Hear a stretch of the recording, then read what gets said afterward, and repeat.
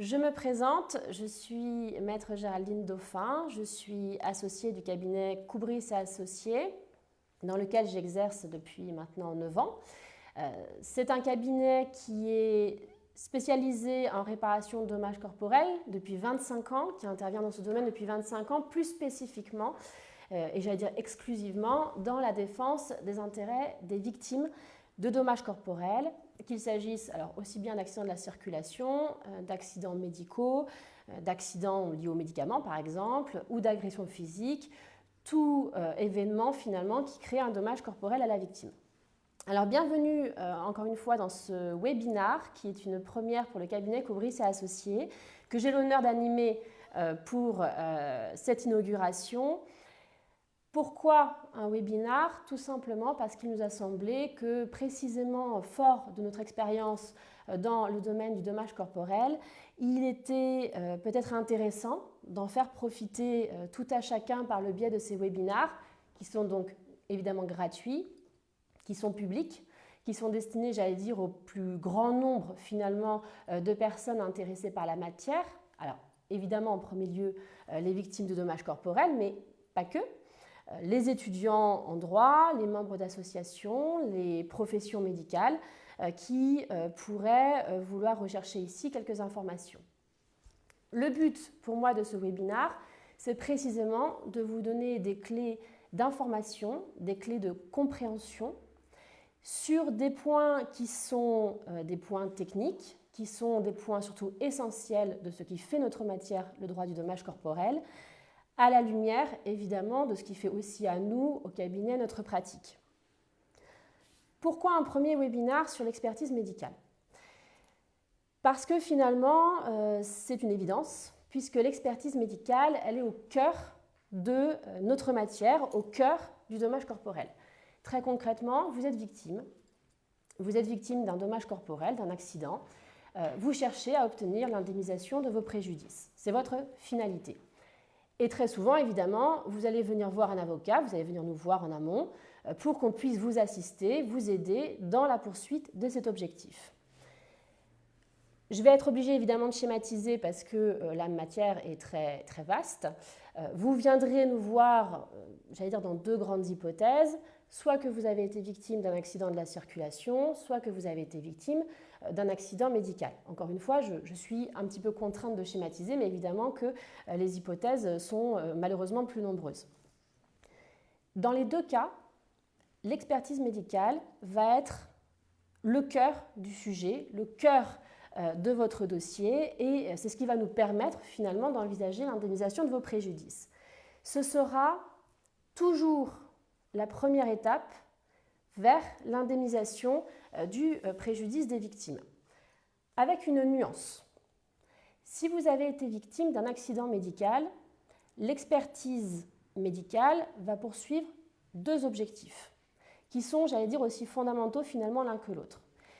Le premier objectif pour l'expert, qui sera désigné, j'y reviendrai, ça va être d'apprécier la qualité de votre prise en charge par le corps médical, par les médecins, par les établissements de santé, pour déterminer finalement si vous avez été victime d'une faute dans votre prise en charge, comme parfois effectivement on peut le penser, ou si vous avez été victime de ce que l'on appelle un accident médical non fautif. Donc il ne s'agit pas évidemment de dénier la réalité de l'accident, mais c'est un accident qui n'est pas lié à une mauvaise prise en charge par le corps médical. Ou bien encore, je dirais, si vous avez été victime d'une infection nosocomiale qui suit un régime juridique un peu particulier, mais qui consiste finalement à contracter une infection dans un établissement de soins. Alors pourquoi ce premier objectif il est crucial dans l'expertise? Parce que en fonction des réponses que va nous donner l'expert, monsieur l'expert ou madame l'expert d'ailleurs, on pourra, nous, avocats, déterminer l'identité de celui qui devra vous indemniser de vos préjudices. Accident médical fautif, on va voir le médecin, on va voir l'assureur du médecin ou l'établissement de santé. Accident médical non fautif, dans des conditions bien précises qui sont évidemment fixées par les textes de loi, on pourra aller voir l'ONIAM, qui est donc l'Office national d'indemnisation des accidents médicaux, qui, au nom de la solidarité nationale, va vous indemniser de vos préjudices. Donc ce premier objectif, il est crucial, mais il n'est pas unique. Je vous ai dit, en matière d'accidents médicaux, on en a deux expertises. On a deux objectifs, pardon. Le second objectif, c'est d'apprécier l'étendue de vos dommages et d'évaluer vos préjudices en lien avec ces dommages. Je fais très volontairement une distinction entre dommages et préjudices pour que vous puissiez comprendre les tenants finalement et aboutissants d'une expertise médicale et l'importance d'être accompagné lors de cette expertise médicale quand vous êtes victime. Les dommages, c'est ce que vous pouvez, vous en tant que victime, constater physiquement, psychologiquement. Ce sont, en d'autres termes, vos lésions. Des lésions qui sont constatables médicalement parlant et qui relèvent évidemment du champ de la médecine. Les préjudices, c'est finalement la traduction juridique que l'on va apporter à ces dommages. Les préjudices, on va devoir les évaluer dans le cadre de l'expertise médicale et c'est ce qui va nous permettre ensuite de solliciter une indemnisation de vos préjudices. Ces préjudices, je vous ai dit, c'est une traduction juridique parce que ça repose sur des outils juridiques. Et ça repose en l'occurrence sur ce que l'on appelle la nomenclature d'un TILAC. La nomenclature d'un TILAC, c'est une liste, pour l'expliquer relativement simplement, c'est une liste de préjudices, de postes de préjudices, qui ont des noms techniques, qui ne vont pas forcément toujours parler aux victimes. Alors il y a par exemple les souffrances endurées, on voit à peu près ce que ça recouvre, mais lorsqu'on vous parle de préjudice d'établissement, de préjudice d'agrément ou de déficit fonctionnel permanent, bien souvent la victime ne sait pas évidemment ce que ça recouvre. Elle ne sait d'autant pas ce que ça recouvre que cette nomenclature d'un TILAC, elle a posé une définition pour chacun de ces postes de préjudice, des définitions alors, qui datent de 2005, mais des définitions qui ne sont pas figées dans le marbre, des définitions qui évoluent encore et qui évoluent notamment sous l'impulsion de cabinets comme le nôtre, qui évidemment travaillent auprès des tribunaux, auprès des experts, pour intégrer le maximum d'éléments dans la définition de ces postes de préjudice et faire en sorte que la victime soit indemnisée intégralement de ces préjudices. Ça, ce sont les deux objectifs en matière d'accident médical. En matière d'accident de la circulation, je vous l'ai dit, c'est un petit peu différent puisqu'en matière d'accident de la circulation, il y a un régime qui a été mis en place par la loi Badinter, c'est une loi de 1985. L'objectif de l'expert ne sera jamais de déterminer le responsable de l'accident. C'est un expert médical, c'est évidemment pas son but. Donc l'accident de la circulation, il poursuivra finalement que le second objectif, évidemment vous l'aurez compris essentiel, qui est donc d'apprécier les dommages et d'évaluer les préjudices.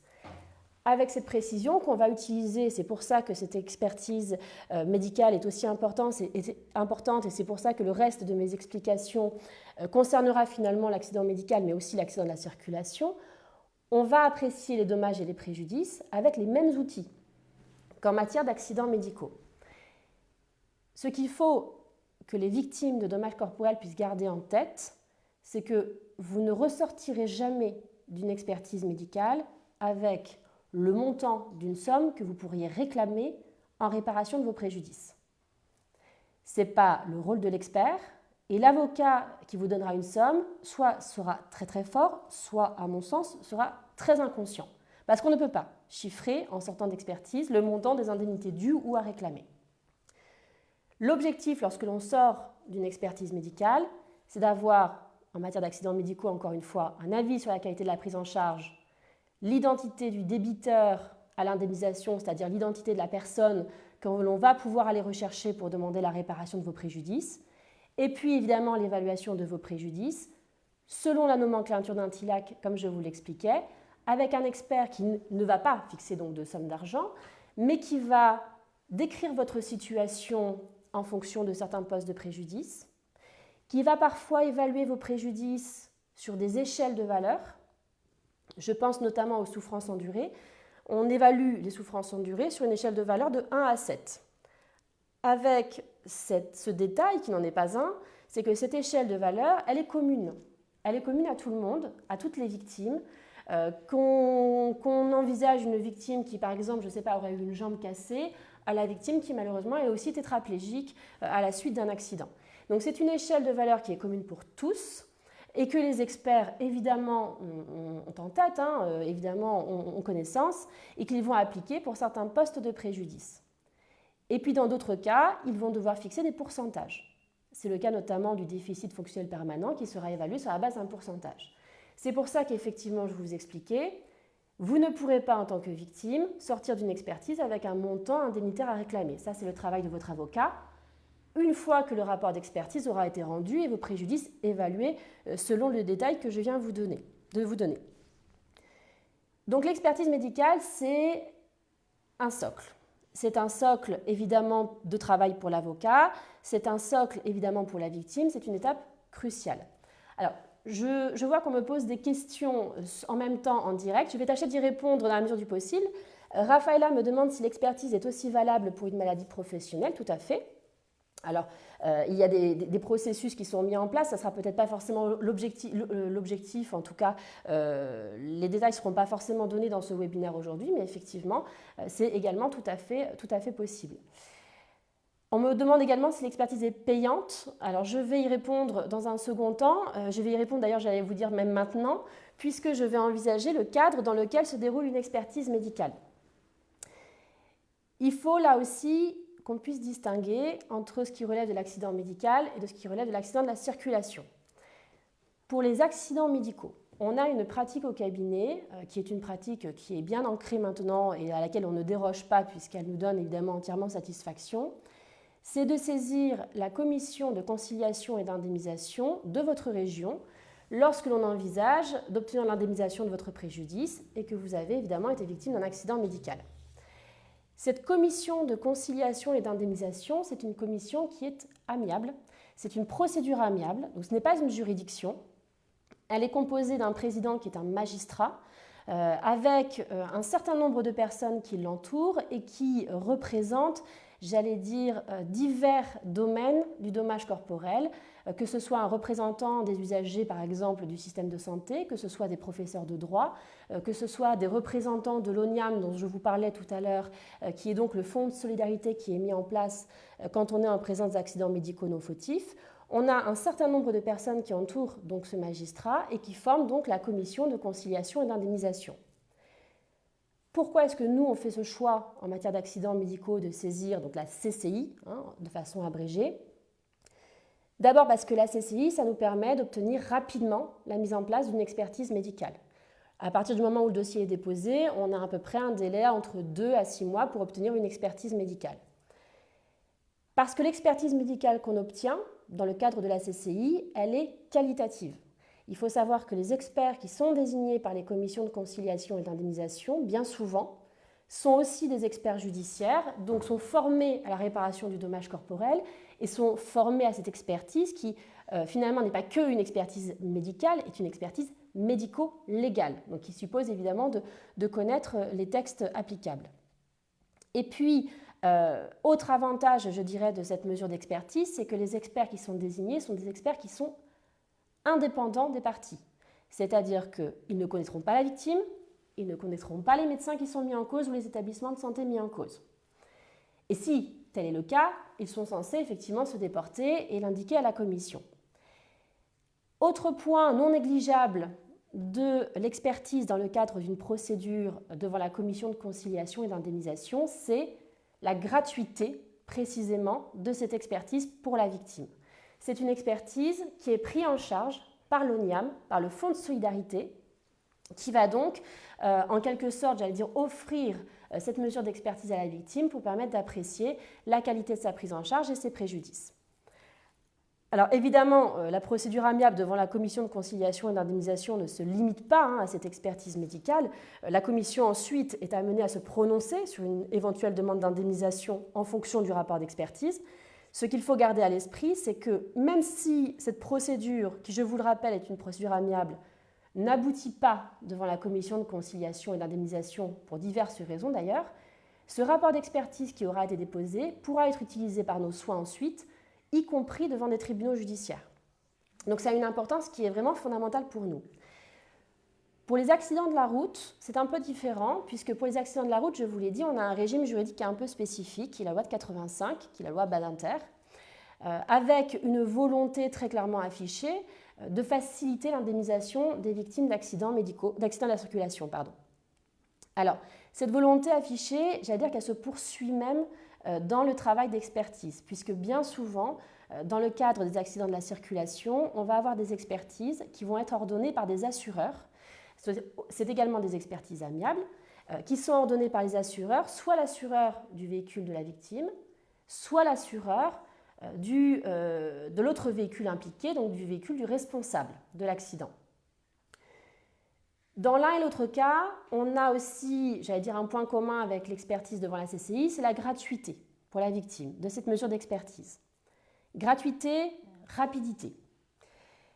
On a une différence qui est quand même somme toute relativement notable, c'est qu'en revanche, on a des experts qui potentiellement ne sont pas forcément des experts judiciaires, qui potentiellement ne sont pas inscrits sur la liste nationale des experts, et on a surtout des experts qui ne sont pas indépendants, j'allais dire, des parties, dans la mesure où ils sont désignés soit par l'assureur de l'une des parties, le véhicule responsable ou le véhicule de la victime, soit par les assureurs des deux parties de manière commune, mais c'est des experts qui sont désignés précisément de façon non indépendante. Quoi qu'il en soit, donc ça c'est les deux grands axes. On est dans des cas de procédure amiable et dans une gratuité de l'expertise, de la mesure d'expertise.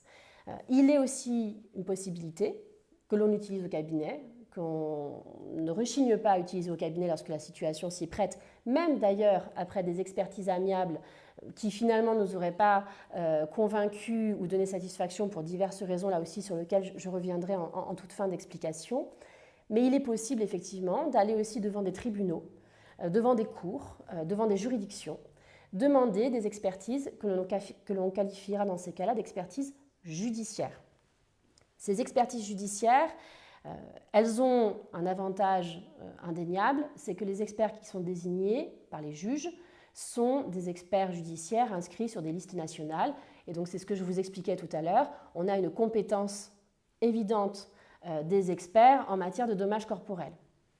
Ou en tout cas, on est en droit, évidemment, d'attendre de leur part cette compétence, puisqu'évidemment, ils ont suivi le cursus et rempli les conditions pour être inscrits sur la liste nationale des experts.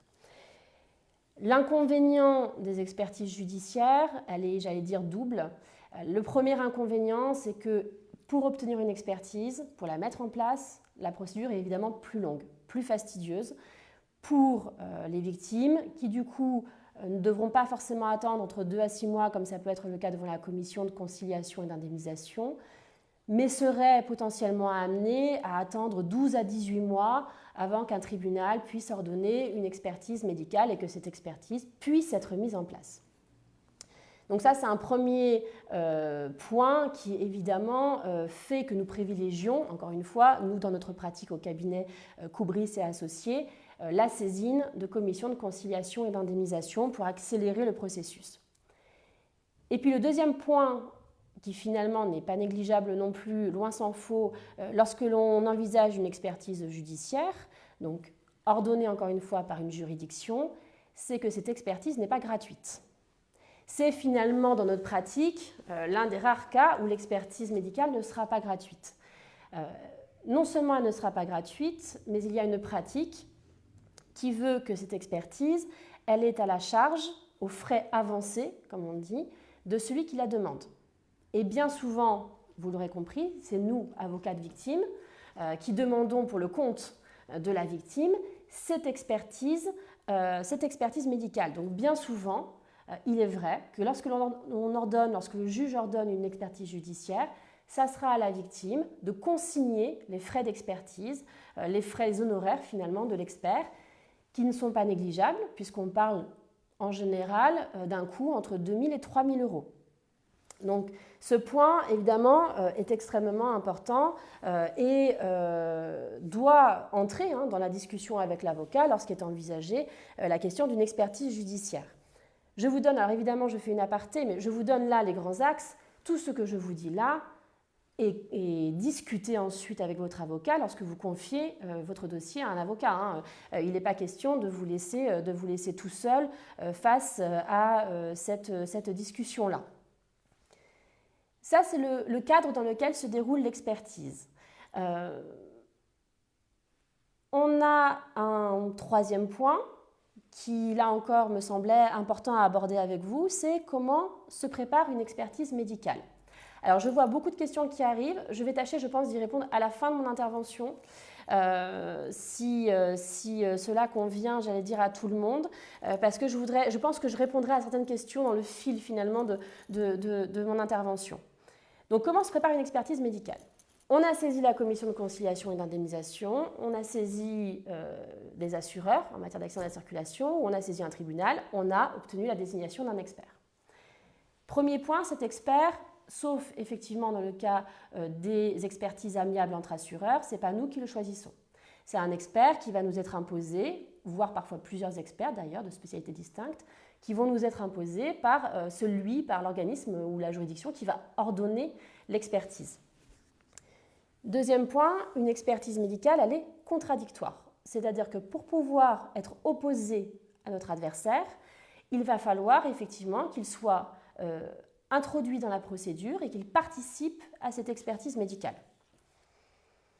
Une fois qu'on a dit cela, il faut effectivement préparer l'expertise pour la réunion d'expertise qui va s'annoncer. La préparation, elle passe d'abord par l'obtention de votre dossier médical. C'est un point qui n'est pas négligeable parce que c'est un point, et on en a eu malheureusement l'expérience au cabinet, qui peut être assez fastidieux pour les victimes. On a eu des situations où effectivement les victimes avaient les pires difficultés à récupérer la copie de leur dossier médical et pour autant, l'obtention de ce dossier médical est la condition, j'allais dire quasiment sine qua non, pour qu'une expertise médicale puisse se tenir. Parce qu'elle va retracer l'histoire médicale à compter, alors soit antérieure évidemment à l'accident médical ou de la circulation, et puis l'histoire postérieure à compter évidemment de cet accident. Notre pratique au cabinet Koubris et Associés, c'est de soulager les victimes. Alors c'est plus qu'une pratique, j'allais dire que c'est quasiment un leitmotiv, mais pour l'obtention du dossier médical, avec l'accord évidemment de nos clients, on écrit nous-mêmes aux établissements de santé, on écrit nous-mêmes aux médecins pour demander la copie de ce dossier médical. On fait, j'allais dire même plus que ça, parce qu'on la demande, on l'obtient et on prépare le dossier. Quand je dis on prépare le dossier, c'est-à-dire qu'on l'organise, on le numérote, on le classe par ordre chronologique. On parle parfois de dossiers médicaux qui peuvent faire 4 tomes, donc qui sont parfois très conséquents. C'est notre travail à nous aussi, avocats, d'organiser ce dossier médical pour ensuite le transmettre à l'expert, pour ensuite le transmettre aux autres parties. L'objectif de tout cela, c'est d'abord de donner de la matière, évidemment, à l'expertise médicale, et c'est de donner à l'expert un dossier lisible, un dossier ordonné, qui facilitera évidemment la réunion d'expertise et le travail de monsieur l'expert. Il faut savoir que l'obtention de votre dossier médical, c'est un droit. C'est un droit qui ne peut pas vous être refusé. Les établissements de santé et les médecins ont même un délai d'ailleurs pour vous communiquer ce dossier médical à partir du moment où vous le demandez. C'est un délai qui est de l'ordre de 8 jours à 2 mois selon les situations. Encore une fois, je ne vais pas rentrer dans le détail, mais il faut garder en tête que voilà, il y a un délai. Alors, je vous l'accorde très rarement respecté, mais qui existe dans les textes. Et vous pouvez également, en tant qu'ayant droit, lorsque vous faites une démarche pour le compte d'une victime qui malheureusement est décédée, vous pouvez effectivement, dans certaines conditions, notamment pour défendre évidemment les droits de cette victime, demander, en tant qu'ayant droit, la copie de ce dossier médical. L'obtention de ce dossier médical, ça a un coût. Aujourd'hui, en tout cas, ça a un coût. Un coût qui peut s'élever. Ça dépend là encore évidemment l'importance du dossier médical et puis les copies qui sont réalisées, mais c'est un coût qui peut même s'élever jusqu'à 150 à 200 €. On a pu le voir. C'est un coût qui en fait finalement recouvre les frais de reproduction du dossier médical et les frais de transmission de ce dossier médical. Je vous dis qu'aujourd'hui, le dossier médical, l'obtention de la copie a un coût parce que les choses sont en train d'évoluer sur ce point depuis une décision. Alors qui n'est pas une décision de justice française, qui est une décision de la Cour de justice de l'Union européenne, qui est venue en octobre dernier expliquer très clairement que la première copie qui était délivrée à une victime devait être une copie gratuite. Ça a été répercuté par les instances nationales en France, On attend et on est très soucieux, j'allais dire, de ce point au cabinet. On attend les répercussions que ça va avoir dans les établissements de santé, mais très clairement, si on suit effectivement cette décision de la Cour de justice de l'Union européenne, ce qui d'ailleurs est en somme toute relativement très logique, on ne devrait plus, dans le futur, faire payer aux victimes la copie de la reproduction de leur dossier médical.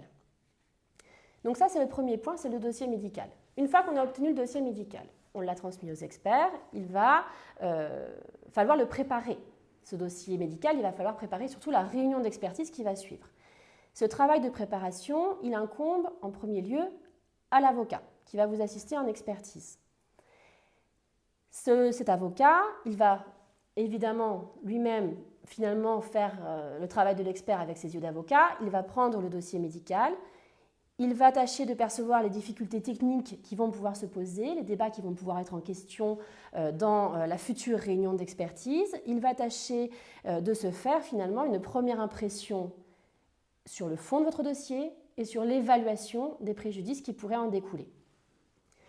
J'insiste sur ce point parce qu'au cabinet, je vous l'ai dit, on a un cabinet qui intervenant plus exclusivement dans la réparation des dommages corporels. On a un cabinet expérimenté et on est tous au cabinet, tous les avocats du cabinet ont une expérience en matière d'expertise médicale. On en fait à peu près 3 à 4 par semaine. On est tous rompus évidemment à cette pratique-là et on a tous la conviction que pour vous assister au mieux lors de la réunion d'expertise, un avocat ne peut pas découvrir votre dossier lors de la réunion d'expertise. Donc il nous faut évidemment en amont pouvoir appréhender tous les tenants et aboutissants de votre affaire. C'est un travail qu'en tant qu'avocat, on va réaliser la plupart du temps seul. Mais c'est un travail qu'on ne fait pas forcément d'ailleurs toujours tout seul, puisqu'il y a des cas où la discussion médicale va s'avérer extrêmement complexe sur des points extrêmement techniques. Évidemment, nous ne sommes pas médecins et nous avons, plusieurs contacts qui fait que nous n'hésitons pas, effectivement, lorsque des situations se présentent, à faire appel à des médecins en amont. C'est ce qu'on appelle des médecins à qui on demande des avis privés.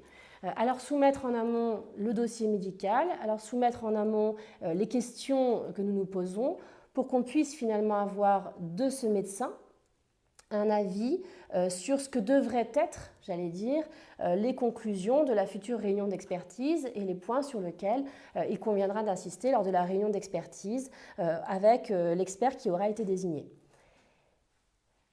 L'avis de ce médecin, on le prend, je vous l'ai dit, quand la situation s'y prête, on ne le prend pas automatiquement, on ne le prend pas systématiquement. D'abord parce qu'effectivement, avec l'expérience qui est la nôtre, on peut appréhender un certain nombre de dossiers sans avoir recours à cet avis privé. Et surtout aussi parce que cet avis privé, ce contact pris auprès d'un médecin, ça a là aussi un coût pour la victime. Un coût qui peut là aussi ne pas être négligeable en fonction évidemment de la complexité du dossier, de la lourdeur du dossier en termes d'analyse pour le médecin conseil. Donc ça, c'est un premier point, c'est sur le travail de l'avocat en amont. Et puis, en amont, il y a aussi le client qui va devoir se préparer à la réunion d'expertise, qui va devoir travailler. Alors évidemment, c'est un travail qui peut paraître un peu plus léger, mais c'est un travail qui est, à mon sens, beaucoup plus éprouvant, évidemment, puisque lorsqu'on demande à une victime de se préparer à une réunion d'expertise, on lui demande de se préparer finalement à une réunion où on va envisager son vécu, où on va envisager son histoire, qui est forcément douloureuse, parce qu'on parle encore une fois d'un accident de la circulation ou d'un accident médical, globalement, en tout cas d'un accident qui a occasionné des dommages corporels, donc des souffrances. Et puis, parce que l'expert va lui demander, évidemment, pendant la réunion d'expertise, de s'exprimer sur certains points sur lesquels je reviendrai un peu plus en détail. Il y a un autre point qui est important et qu'il ne faut pas négliger, c'est pour ça que l'on insiste aussi sur la préparation des clients en amont, c'est que lorsque la victime se retrouve dans le cadre d'une réunion d'expertise, le cadre, il est impressionnant. Il est impressionnant parce que d'abord, c'est heureux, vous n'avez pas l'habitude des réunions d'expertise médicale.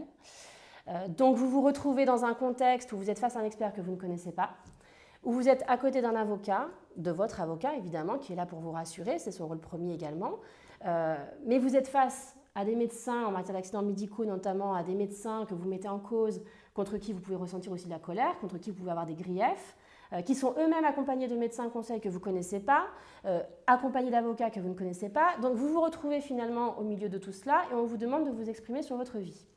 Donc tout ça est très impressionnant et il est vrai que dans notre pratique, on a parfois des situations où les victimes, j'allais dire de façon tout à fait normale, et personne évidemment ne leur jette la pierre, mais où des victimes perdent leurs moyens en réunion d'expertise, ne peuvent pas dire tout ce qu'elles auraient eu envie de dire et se retrouvent finalement bloquées et par les enjeux et par le contexte. Donc notre rôle à nous au cabinet, et ce sur quoi effectivement on s'engage au cabinet, c'est à vous préparer à cette réunion d'expertise de deux façons différentes. La première, c'est que avant votre réunion d'expertise, vous aurez toujours un contact avec l'avocat qui sera présent à vos côtés lors de la réunion. Un contact avec l'avocat qui va reprendre avec vous évidemment les éléments de votre dossier, qui peut d'ailleurs potentiellement vous poser des questions pour avoir lui-même quelques éclaircissements dans le cadre de sa propre préparation à l'expertise, qui va vous réexpliquer comment se déroule une expertise et qui va vous rassurer sur les derniers éléments, notamment qu'il a pu obtenir sur votre dossier. Le deuxième point sur lequel nous insistons, nous, au cabinet, c'est sur la rédaction, sur le fait de vous faire rédiger un écrit sur les questions que vous pouvez vous poser, sur les reproches que vous pouvez formuler au corps médical, par exemple, sur les répercussions que l'accident de la circulation ou de l'accident médical peut trouver dans votre quotidien. Et quand je parle de répercussions, je parle de répercussions sur toutes les sphères de votre vie. Je parle de vie professionnelle, je parle de vie sociale, je parle de vie intime. Il faut savoir que l'expertise, lorsqu'il sera envisagé vos préjudices, devra finalement envisager tous ces aspects-là de votre vie. Et il faut effectivement que vous puissiez vous y préparer en amont. Ce document, ce n'est pas pour ennuyer les victimes. Ce document, je vous l'ai dit, il est important parce que vous allez l'emmener avec vous en expertise. C'est quelque chose qui va vous rassurer. Et c'est surtout quelque chose qui va faire que si vous perdez vos moyens lors de l'expertise, ce qui encore une fois est tout à fait normal et ne peut absolument pas être reproché à quiconque, vous pourrez passer ce document à votre avocat, qui d'ailleurs très souvent on vous l'aura demandé en amont, qui du coup pourra s'assurer d'une part que vous n'oubliez pas tout ce que vous souhaitiez dire lors de cette expertise, toutes les questions que vous souhaitiez poser, et qui pourra, le cas échéant, porter votre voix sur certains aspects que vous aurez notés dans ce document. Voilà pour la question de la préparation de l'expertise. Une fois qu'on a préparé cette expertise, on en arrive finalement au jour de la réunion d'expertise où, je vous l'ai dit, on a tous été convoqués. Une expertise, elle est contradictoire. Il y a l'expert, parfois j'allais dire même plusieurs experts. Il y a les parties adverses. Alors, je l'ai évoqué tout à l'heure, mais il y a par exemple en matière d'accidents médicaux les médecins mis en cause qui sont très souvent accompagnés de médecins conseils, qui sont très souvent accompagnés d'avocats. Il y a la victime qui est présente avec son avocat. Il y a un certain nombre de personnes autour de la table. Et il n'est pas rare dans une expertise de se retrouver à une dizaine de personnes autour d'une table. La question qui s'est posée, la question qu'on nous pose parfois, c'est est-ce que je dois être accompagnée lorsque je suis victime d'un accident médical ou d'un accident de la circulation ou d'un accident, d'un dommage corporel et que j'ai une réunion d'expertise qui est programmée, est-ce que je dois être assistée d'un médecin conseil en plus de mon avocat? Le médecin conseil, c'est le médecin donc qui intervient exclusivement, j'allais dire, dans la défense de mes intérêts. Je vous l'ai dit, nous on l'interroge en amont. On l'interroge en amont quand la situation s'y prête. La question de savoir s'il doit être présent aux opérations d'expertise nous a évidemment occupés et nous avons une pratique, j'allais dire, au cabinet qui est la suivante. Dans la très grande majorité des cas, il faut le dire, nous ne sommes pas assistés d'un médecin conseil lors des opérations d'expertise. Nous assistons seuls, en tant qu'avocats, nos clients. Pour plusieurs raisons. La première raison, et j'allais dire c'est toujours un petit peu le nerf de la guerre, c'est pour une raison financière. Il faut savoir que les médecins mis en cause, lorsqu'ils sont présents aux opérations d'expertise avec un médecin conseil, ce médecin conseil, le coût de ce médecin conseil, il est pris en charge par leur assurance. Donc il ne va pas peser sur eux. Vous, si vous souhaitez être accompagné d'un médecin conseil lors des opérations d'expertise, lors de la réunion d'expertise, il vous incombera à vous de régler les frais du médecin conseil qui peuvent là encore s'élever assez facilement, assez rapidement, mais j'allais dire que c'est normal, c'est un travail conséquent qui est aussi fourni, à la somme de 800 à 1000, 1500 euros. Donc c'est un coût qui, encore une fois, n'est pas négligeable. Et puis la deuxième raison qui nous fait nous dire que finalement la présence d'un médecin conseil est loin d'être obligatoire lors de la réunion d'expertise pour la victime, c'est une raison qui est une raison, j'allais dire, pratique. Je vous l'ai dit, il y a plusieurs personnes lors d'une réunion d'expertise. La victime n'est pas toute seule avec son avocat et l'expert. En tout cas, dans la majorité des cas. Il faut pouvoir, dans une expertise, rester audible. Plus on multiplie les intervenants, plus on prend le risque de perdre en quelque sorte en efficacité. Et on a pu avoir des situations où, lors d'une réunion d'expertise, parce que effectivement les médecins conseils et l'avocat ne sont pas dans les meilleures dispositions pour se concerter, évidemment, on est devant tout le monde, on est dans la réunion, on a pu avoir des situations où finalement il pouvait naître une sorte de divergence entre l'avocat et le médecin conseil sur l'évaluation des préjudices, par exemple, sur des aspects juridiques. C'est des situations qui, évidemment, alors d'une part ne sont pas très agréables, mais c'est surtout des situations qui, à notre sens, doivent être évitées parce qu'elles ne sont pas dans l'intérêt des victimes. On préférera toujours, nous, au cabinet, interroger en amont un expert, un médecin conseil, que finalement être deux aux opérations d'expertise où, encore une fois, la discussion est moins à propos et moins facile entre l'avocat et le médecin conseil. Alors je vous dis ça, je vous livre ça, ce sont les grandes lignes, j'allais dire générales, de la pratique du cabinet Koubris et Associés. Évidemment, il ne s'agit pas de dénier l'importance du médecin conseil, qu'on soit très clair, il y a eu des cas, j'ai connu des cas où évidemment, de moi-même, j'ai conseillé aux clients d'être assisté non seulement de ma personne, mais d'être assisté également par un médecin conseil lors de la réunion d'expertise. Parce que j'ai considéré effectivement, avec les clients, en accord avec eux, parce qu'encore une fois, ça a un coût, que la présence de ce médecin conseil aurait une plus-value lors de la réunion d'expertise.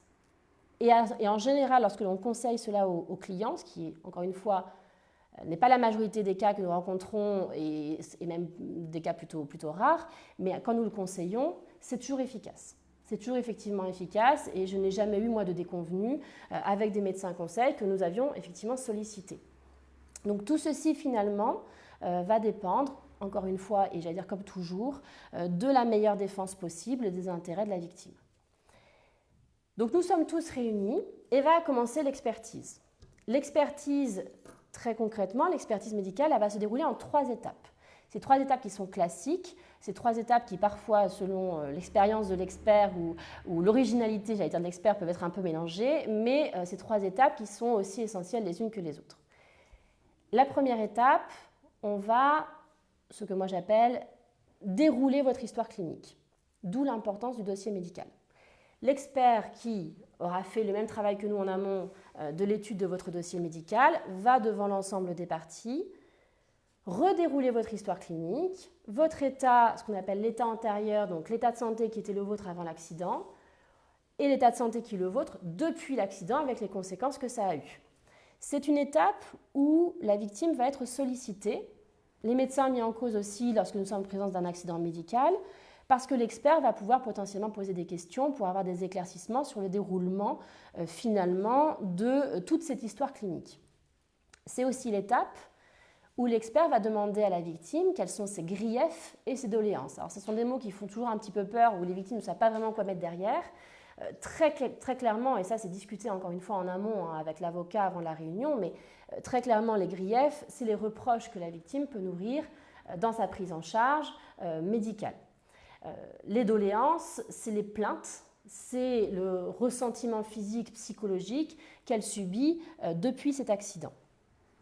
Donc cette première étape va nécessiter effectivement une participation de la victime, plus ou moins importante selon l'expert, mais une participation tout de même. La deuxième étape de l'expertise, c'est l'examen clinique. L'examen clinique, c'est l'expert qui va procéder à l'examen de la victime. Alors je précise évidemment, lorsque la victime est naturellement toujours en vie. Évidemment que si elle est décédée, on va passer cette étape qui n'a absolument pas lieu d'être. Mais voilà, l'expert va examiner la victime pour évaluer son état physique et pour évaluer éventuellement également son état psychologique.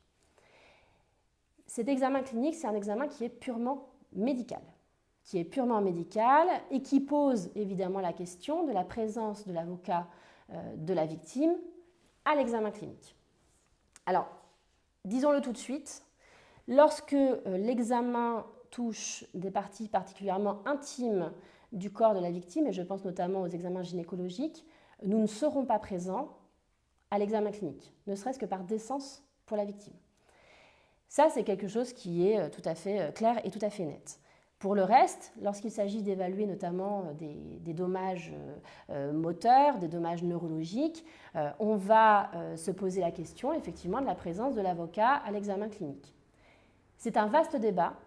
C'est un débat qui, je crois, encore à ce jour, n'a pas forcément trouvé d'issue définitive. Il y a des experts qui acceptent sans difficulté la présence de l'avocat. Il y en a d'autres qui refusent catégoriquement, sans aucune difficulté aussi d'ailleurs. Et puis, on a des missions d'expertise qui, en tout cas dans les derniers temps, tendent effectivement à faire accepter par l'expert la présence de l'avocat aux côtés de la victime lorsque la victime le demande. Alors vous allez me dire pourquoi est-ce que, puisque c'est un examen purement médical, pourquoi est-ce que l'avocat serait présent? À quoi sert l'avocat à l'examen médical? Nous, au cabinet, on milite en quelque sorte pour être présent, j'allais dire pour 3 raisons. La première, c'est d'abord pour rassurer notre client. Notre client, lors de l'examen clinique, il est évidemment en présence de l'expert qui va l'examiner, mais il peut être également en présence des autres médecins présents dans la pièce. Donc ça peut être les médecins mis en cause, ça peut être les médecins conseils des médecins mis en cause. Donc il est en présence d'autres personnes et lui se retrouve finalement sans son avocat. Donc c'est notre rôle à nous de rassurer le client, simplement j'allais dire, ne serait-ce que par notre présence dans la pièce. Ensuite, la présence de l'avocat se justifie à notre sens pour assurer le principe du contradictoire. Je vous l'ai dit là encore, une expertise médicale, elle est contradictoire et on estime qu'elle doit être effectivement contradictoire de A jusqu'à Z. Pourquoi est-ce qu'on a eu cette réflexion? Parce qu'il y a eu des cas où on a pu s'apercevoir que pendant l'examen clinique, où l'avocat avait été bouté en dehors de la pièce, où la victime finalement se retrouvait seule donc avec les autres médecins, les médecins conseils des autres parties pouvaient discuter avec l'expert et finalement envisager des aspects médico-légaux, pour le coup de l'expertise, hors la présence des avocats. Et ça, c'est quelque chose qui, pour nous, n'est pas acceptable. Donc, du simple fait finalement de notre présence, on s'assure aussi que le contradictoire est respecté et que le cadre de l'examen clinique reste effectivement un examen clinique. Et puis le dernier point, ce que moi en tout cas j'explique aux experts et qui justifie à mon sens notre présence lors même de cet examen clinique, c'est la nécessité d'observer pour l'avocat pour préparer, j'allais dire, son travail futur. Moi, je dis aux experts très calmement, très simplement d'ailleurs, lorsqu'il y a une contestation qui commence à poindre, je leur dis, mais moi, je ne suis pas médecin. Je ne suis pas médecin, nous sommes dans un examen clinique, je sais bien que l'examen clinique, c'est de la médecine, je ne compte pas intervenir pour vous dire comment mener votre examen clinique. Simplement, moi, on va me demander après, et c'est mon travail, de venir défendre les intérêts de mon client, de lui obtenir une meilleure indemnisation et de venir discuter devant des commissions de conciliation ou d'indemnisation avec des assureurs ou devant des tribunaux des préjudices de mon client, des dommages subis par mon client qui donc juridiquement se transforment en préjudice.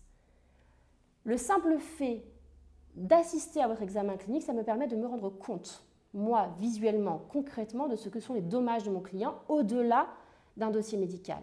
Et ça, c'est pour l'avocat un travail qui est extrêmement enrichissant et qui va, j'allais dire, nourrir sa réflexion future et ses plaidoiries futures.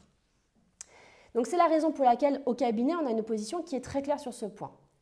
Si la victime le demande, nous demandons à assister à l'examen clinique, soit l'expert accepte, dont acte, soit l'expert refuse.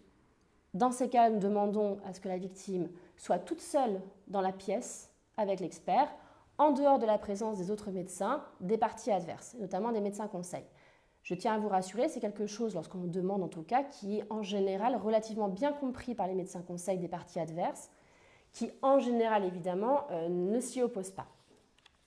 Alors, il y aura une autre possibilité qui, effectivement, des fois, on éprouve aussi et qui peut satisfaire également aussi aux besoins et à ce que je viens de vous exposer sur la présence nécessaire, de l'avocat à l'examen clinique.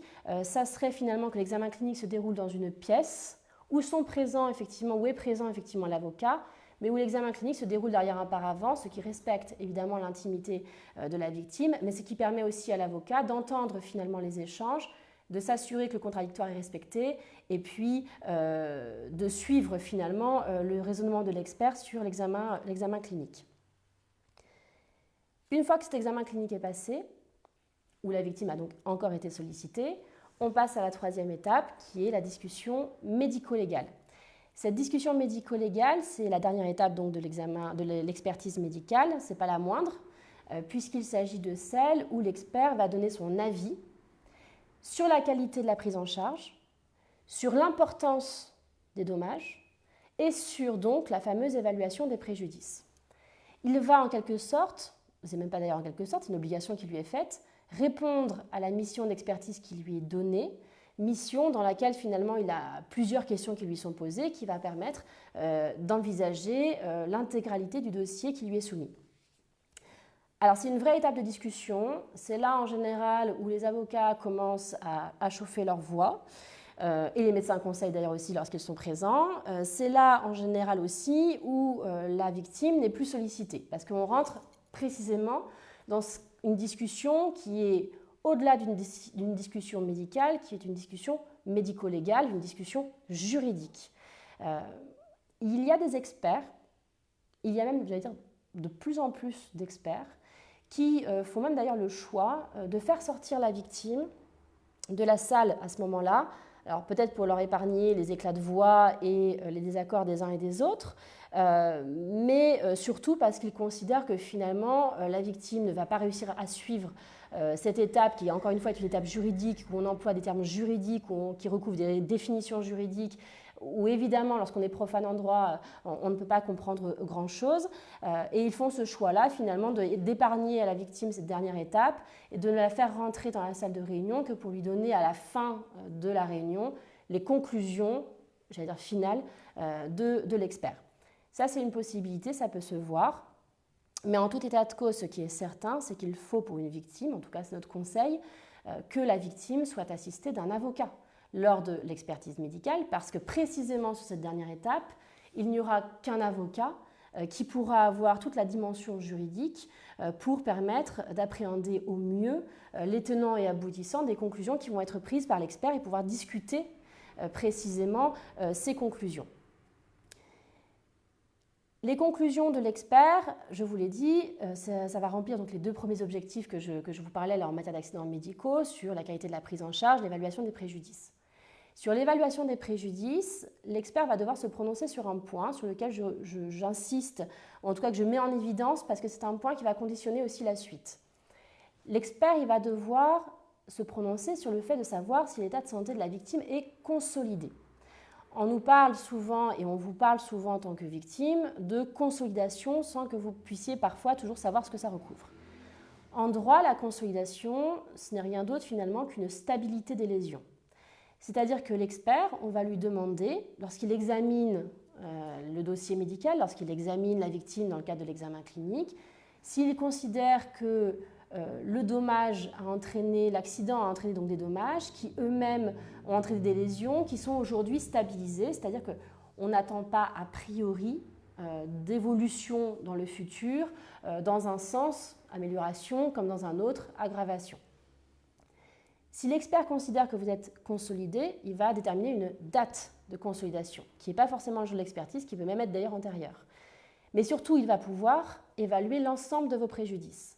C'est-à-dire que bien souvent, on quittera la réunion d'expertise sans évidemment avoir de nouvelles réunions de programmées, puisqu'on aura pu remplir tous les critères de la mission et on aura pu évaluer l'ensemble de vos préjudices. Soit l'expert considère, et c'est des situations qui se trouvent très souvent aussi, notamment lorsque les expertises médicales sont assez proches des accidents, il considère que votre état de santé n'est pas stabilisé. Et que finalement, on peut espérer soit une amélioration, soit une aggravation, parce que vous avez encore des soins en cours, des soins qui sont assez importants et des soins qui laissent espérer effectivement une évolution de la situation qu'il constate au jour de l'expertise. Dans ces cas-là, il ne va pas pouvoir évaluer l'ensemble de vos préjudices. Il va émettre des opinions, il va émettre des hypothèses et des perspectives, je dirais, sur certains postes de préjudice. Mais ça va surtout, pour la victime et pour son avocat, signer le fait qu'une nouvelle réunion d'expertise sera nécessaire par la suite, lorsque l'état de santé sera consolidé, pour évaluer l'ensemble des préjudices. Donc c'est pour ça que je voulais faire un point sur cette question de la consolidation, parce qu'il faut garder à l'esprit qu'une expertise médicale n'est pas forcément une expertise unique.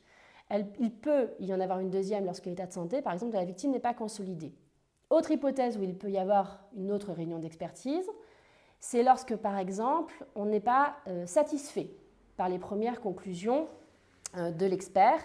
Alors, pas satisfait, je m'entends, parce que les conclusions le raisonnement ne nous paraît pas forcément convaincant, parce qu'on peut avoir, parfois ça arrive, malheureusement un doute sur l'impartialité de l'expert, parce que la réflexion qu'il mène, soit d'ailleurs sur la discussion sur l'accident médical en lui-même, ou soit sur l'évaluation des préjudices en matière d'accident médical ou d'accident de la circulation, ne nous paraît pas forcément cohérente d'un point de vue médico-légal, d'un point de vue juridique.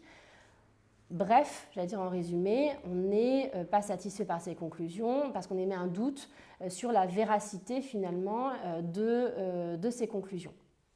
Dans ces cas-là, il faut garder à l'esprit qu'on pourra toujours soumettre ce rapport d'expertise, là encore une fois, à un médecin conseil.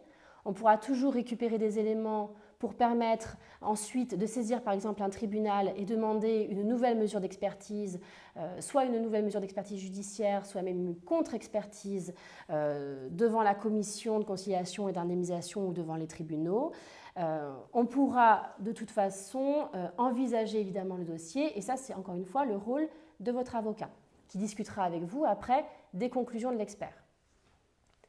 Ce qui est certain, c'est que lorsque vous sortirez d'une réunion d'expertise médicale, vous devez avoir, c'est notre objectif en tout cas, la réponse à vos questions, et vous devez avoir une analyse de l'expert. Une analyse qui sera verbale dans un premier temps et qui donnera lieu à un rapport écrit.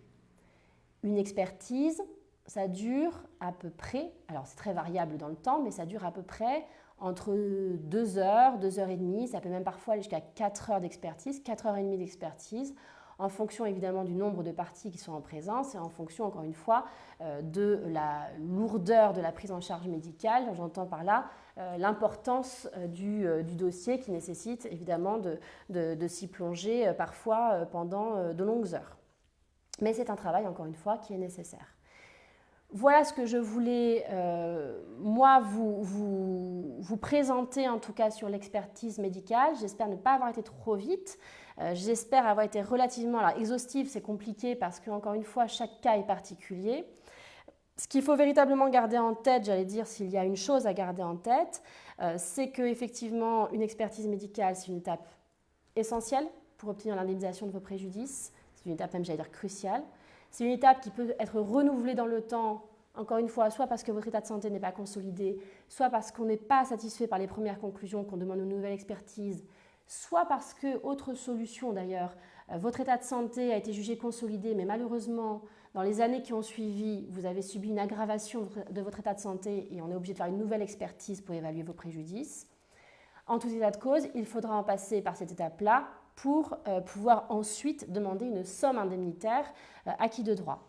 Deuxième point à retenir, et je répondrai ensuite, j'essaierai de répondre à vos questions, c'est que, en tout cas là c'est pour le coup c'est un conseil de notre cabinet, c'est qu'il ne faut pas que vous puissiez vous rendre seul à une expertise médicale. Je vous l'ai dit, j'espère que voilà, vous l'avez perçu en tout cas dans le déroulement de l'expertise, on est sur des expertises qui sont médico-légales. Qui dit légal, dit le droit, dit la présence d'un avocat à vos côtés, d'un avocat évidemment qui intervient dans le domaine du dommage corporel et qui sait effectivement ce qu'est la nomenclature d'un TIAC, qui sait les évolutions de la nomenclature d'un TIAC, qui est au fait de l'état actuel du droit et qui travaille à l'évolution de l'état actuel du droit, il faut que vous puissiez avoir la présence de cet avocat à vos côtés pour mener à bien ces opérations d'expertise. Voilà ce que je voulais vous formuler. Je vois alors qu'il y a un certain nombre de questions qui m'ont été retransmises. Véronique me demande si les expertises médicales concernent aussi les accidents à domicile. Ça concerne tous les accidents qui entraînent un dommage corporel. Donc, domicile compris, les accidents de la vie. Vous avez des assurances qui, très souvent dans ces cas-là, mettront effectivement en œuvre une expertise médicale. Il faut passer par l'expertise médicale pour évaluer vos préjudices. On me demande également, Nana me demande combien de temps après on voit un expert médical pour un accident de moto commis par un tiers. Les délais finalement sont très variables. C'est ce que je vous expliquais. On a des expertises qui vont pouvoir être mises en place lorsqu'on est dans un accident de moto, c'est un accident de la circulation. C'est les expertises qui vont être mises en place par des assureurs. Les premières expertises, intervenir très rapidement. La difficulté à laquelle on peut être confronté si l'expertise intervient très rapidement, c'est à une absence de consolidation de votre état de santé. C'est-à-dire que votre état de santé, finalement, votre prise en charge médicale continue de suivre son cours et l'expert considère que votre état de santé n'est pas stabilisé et qu'il faudra donc vous revoir dans le cadre d'une mesure d'expertise ultérieure. C'est pas grave, c'est pas quelque chose qui est évidemment nuisible, j'allais dire, au bon déroulement du dossier. Ça se voit très souvent, et là-dessus, je tiens à vous rassurer.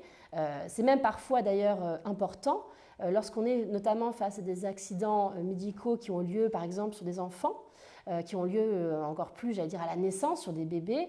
Il n'est pas rare, et il est même souhaitable, d'avoir plusieurs réunions d'expertise qui vont permettre finalement de fixer dans le temps l'évolution de l'état de santé et d'apprécier au mieux l'évolution des dommages et donc des préjudices et de permettre de débloquer aussi des provisions, des sommes provisionnelles indemnitaires en fonction des premières prévisions qui auront été mises par les experts.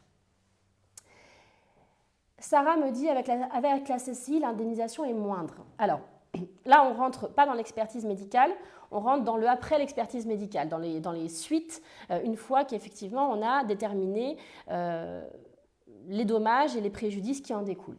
Ce n'est pas avec la CCI que l'indemnisation est moindre, il faut rendre hommage à la CCI, c'est une commission amiable qui est relativement très efficace. C'est avec les assureurs des médecins que l'indemnisation est moindre.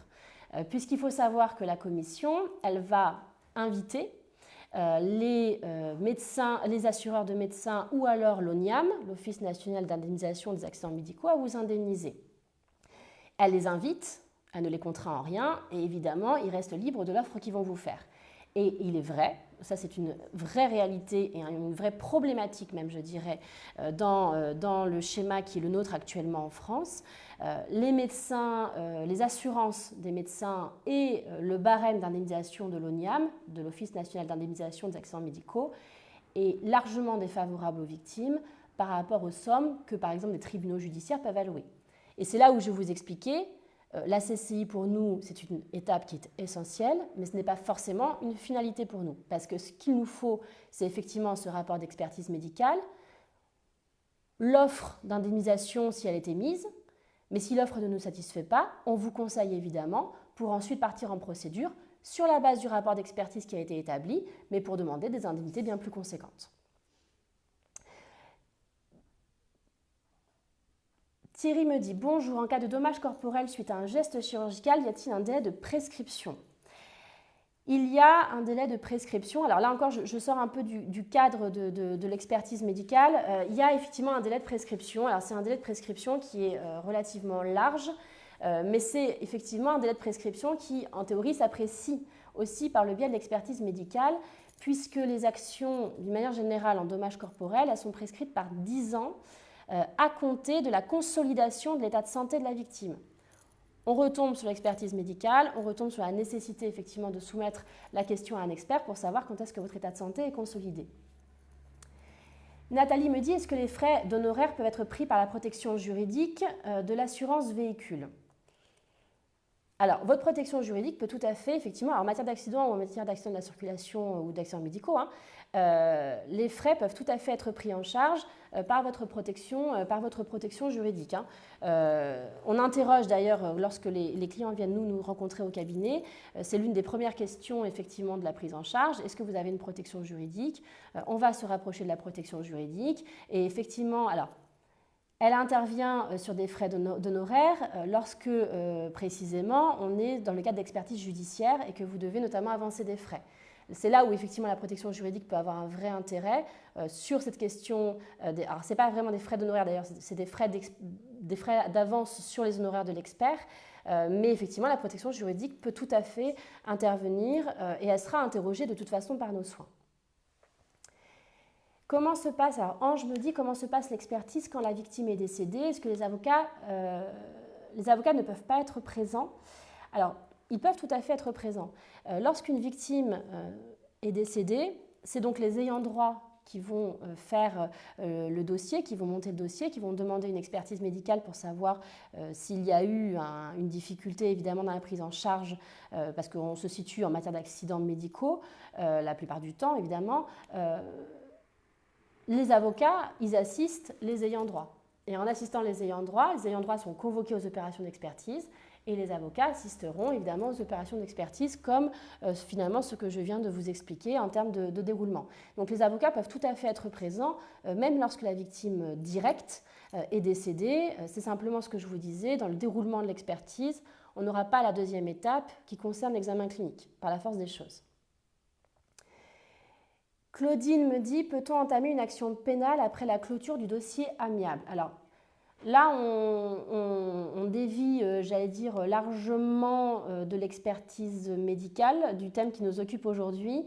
D'une manière générale, pour répondre quand même à Claudine, on peut évidemment entamer une action pénale lorsque le dossier s'y prête et lorsque l'on est en présence de ce que nous, on considère être une infraction pénale. On n'a pas à attendre la clôture d'un dossier amiable, par exemple, c'est pas quelque chose, c'est indépendant. Les deux aspects de cette question, finalement, sont indépendants l'un de l'autre. On n'a pas à attendre la clôture d'un dossier amiable. En revanche, avant d'engager une action pénale, j'allais dire que là encore, il est fortement conseillé de nous consulter, de consulter un avocat en dommages corporels qui pourra vous aiguiller sur l'opportunité aussi de cette action pénale. Je crois que j'ai fait un petit peu le tour des questions qui m'ont été retransmises.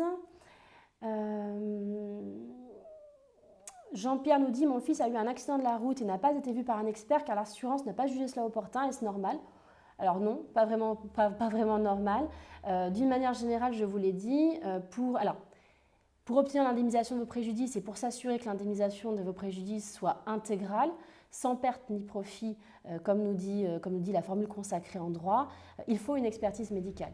Si l'assurance vous refuse l'expertise médicale, vous êtes en droit, vous, avec votre avocat, de la demander. Et de la demander, alors soit à l'assurance, soit aussi de la demander dans un cadre judiciaire, pourquoi pas. Mais en tout état de cause, ce n'est pas normal. Il faudrait voir évidemment le fond du dossier, mais de prime abord, j'aurais tendance à dire qu'à partir du moment où vous avez un accident de la route, et que vous avez un dommage corporel, quel qu'il soit, vous avez des incidences qui doivent être évaluées par un expert. Il faut bien garder en tête que parfois la gravité des dommages ne fait pas la gravité des préjudices. Et que les préjudices, c'est ce qui va être indemnisé au bout du bout. On a par exemple des situations où, alors je vais prendre un exemple très extrême, mais c'est un exemple qui, je pense, parlera à tous. Vous avez une victime qui, dans un accident, quel qu'il soit, se casse un petit doigt. Bon, alors en soi, il se casse un petit doigt. C'est pas quelque chose qui peut paraître, par rapport à des victimes qui peuvent être tétraplégiques, c'est pas quelque chose qui peut paraître absolument conséquent. Mais il se trouve que cette victime qui s'est cassé le petit doigt était un violoniste professionnel et que de ce fait, il ne peut plus exercer son activité. Eh bien, vous avez un dommage qui, certes, de prime abord, pourrait apparaître minime, mais un préjudice qui est extrêmement conséquent, qui peut être extrêmement conséquent, qui sera un préjudice professionnel et qui doit être évalué par voie d'expertise. C'est pour ça que je vous dis, à partir du moment où il y a un accident, où il y a un dommage corporel, il doit y avoir une expertise médicale. Si ce n'est pas mis en place spontanément par l'assurance, en tout cas demandé sur les conseils de votre avocat. Je crois que j'ai fait le tour des questions. Représentez-vous? Marie me demande si le cabinet représente aussi les enfants. Évidemment. Évidemment, nous représentons toutes les victimes de dommages corporels. C'est l'objectif du cabinet, c'est ce sur quoi nous travaillons encore une fois depuis 25 ans. On représente évidemment les victimes qui sont majeures, mais on représente aussi les victimes mineures qui vont être assistées évidemment dans leur démarche par leurs représentants légaux, c'est-à-dire par leurs parents. Donc on représente toutes les victimes, y compris lorsque je vous le disais, lorsque les accidents médicaux notamment surviennent à la naissance.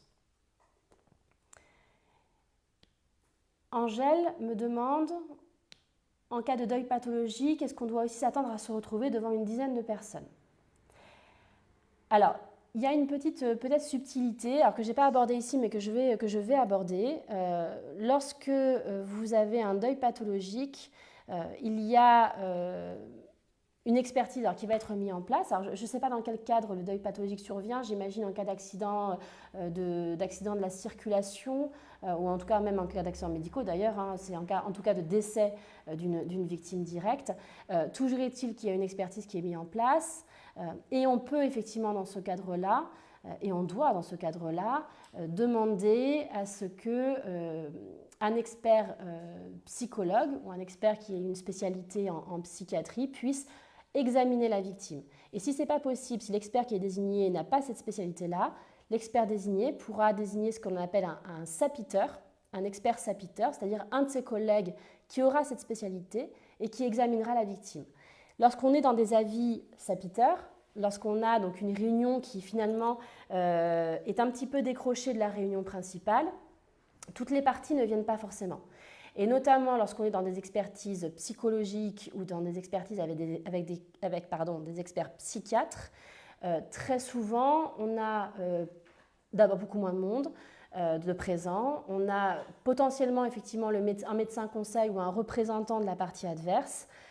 C'est souvent d'ailleurs un médecin conseil, et vous êtes ensuite avec votre avocat et avec l'expert. Donc lorsqu'on envisage des séquelles psychologiques, d'ailleurs quelles qu'elles soient, et qui relèvent du champ d'intervention d'un médecin spécialisé dans cette matière-là, il y a des réunions d'expertise qui se font en général avec moins de monde quand même, il faut bien le reconnaître, et très souvent dans le cadre, ce que je vous explique, d'un avis sapiteur, c'est-à-dire dans le cadre d'une réunion qui sera un petit peu détachée de la réunion principale, où l'expert principal viendra interroger un de ses collègues qui a la spécialité, qui a les compétences pour évaluer les dommages psychologiques. Je pense cette fois-ci avoir fait le tour évidemment de la question. Alors, ça fait 4 fois que je le dis, mais je pense avoir fait le tour des questions en tout cas qui m'ont été retransmises. Je vous remercie pour votre présence, pour votre écoute. Évidemment, nous restons à votre disposition. C'est un webinaire qui a pour vocation, encore une fois, de vous éclairer. Mais si vous souhaitez des plus amples détails et si vous avez de plus amples questions précisément sur la situation qui vous occupe et sur votre affaire, le cabinet est évidemment à votre disposition pour y répondre. On va vous communiquer, il me semble, toutes les informations utiles pour nous contacter si vous le souhaitez. Et puis, je vous donne, pour ma part, rendez-vous dans un prochain webinaire. Je vous remercie, je vous souhaite une bonne journée.